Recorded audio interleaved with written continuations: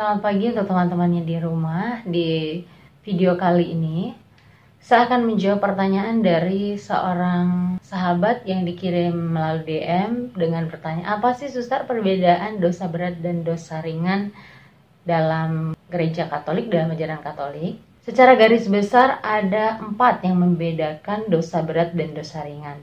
Yang pertama, secara nalar dosa berat dan dosa ringan tentu saja berbeda.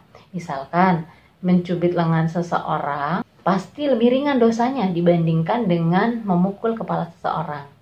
Yang kedua, dari efeknya ke tujuan akhir. Dosa berat membuat seseorang berbelok dari tujuan akhir. Sedangkan dosa ringan hanya membuat seseorang tidak fokus pada tujuan akhir, namun tidak sampai berbelok dari tujuan akhir.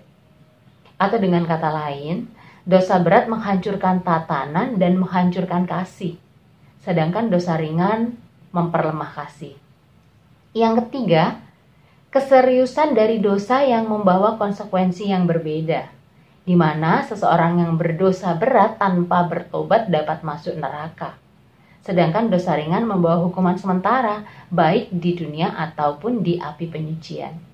Yang keempat, cara pertobatan yang berbeda. Karena dosa berat menghancurkan tatanan untuk sampai ke tujuan akhir, maka hanya kekuatan Tuhan saja yang dapat membawa orang kembali ke tatanan yang baik.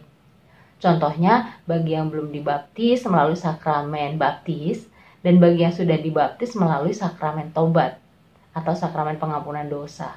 Sedangkan dosa ringan, karena tidak berbelok dari tujuan akhir, maka dapat diperbaiki dengan lebih mudah.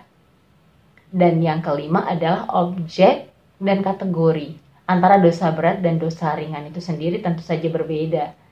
Dosa berat dimanifestasikan sebagai perlawanan terhadap Tuhan, seperti hujatan, sumpah palsu, penyembahan berhala, kemurtatan, dan juga melawan hukum kasih terhadap sesama, seperti membunuh, berzina, dan lain-lain.